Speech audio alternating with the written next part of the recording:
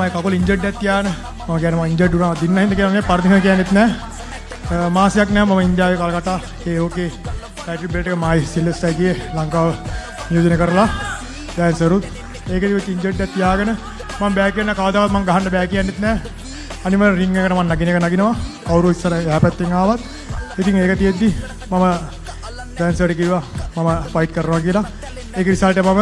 ඒ crew එකටයි කේෆේ crew එකටයි මම විශ්වාස කරපු මගේ ෆෑන් බේස් එකක් තියෙනවා මෙතෙන්ට පැමිණිච්ච කටියන මගේ විශේෂයෙන්ම මම ස්තුතිවන්ත කරනවා මේ ඔක්කොම එකපාරම කියන්න මගේ දුරපේ දෙන්නට මම ස්තුතිවන්ත කරනවා ඒ දිනත් තමයි මෙතන නෑ මොකද මේ ක්‍රීඩා කරනවා නම් මේකෙම කැප වෙලා ඉන්න ඕනේ නැත්තම් කරන්න අමාරුයි අතරම මුදල් වියදම් වෙනවා මේකට ඉතින් මම ස්තුතිවන්ත වෙනවා මගේ අම්මටයි පප්පටයි ඊළඟ මම අදහන බුදුන් වහන්සේගේ ආශිර්වාදය තියෙනවා ඊට පස්සේ මගේ ෆැමිලි එකට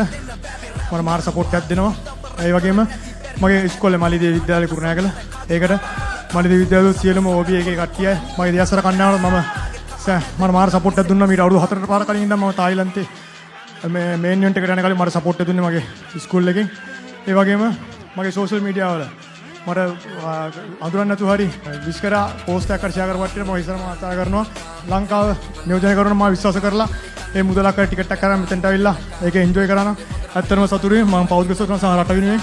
ඊට පස්සේ මම මේ තැනට ආවේ මගේ පාර්ට්නර්ස්ලා ඉන්නවා සිල්වෙස්ටර් ඕපන් චැම්පියන් කේෆල් එකේ ඕපන් චැම්පියන් වෙයිට් එක ගත්ත මගේ පාර්ට්නර් එයා ඉන්නවා ඊළඟ මගේ මිතුරා මගේ ලක්ෂිරි සිල්වා එයා ඉන්නවා ඊට පස්සේ මගේ ඉස්සරහට දසුන් මල්ලි ඉන්නවා දසුන් මල්ලි thank you ඒ වගේම මම මගේ ඉස්සරහලා ජෙල් ෆිට්නස් ඩ්‍රයිව් ෆිට්නස් එකේ සියලුම ඉස්සරහලාට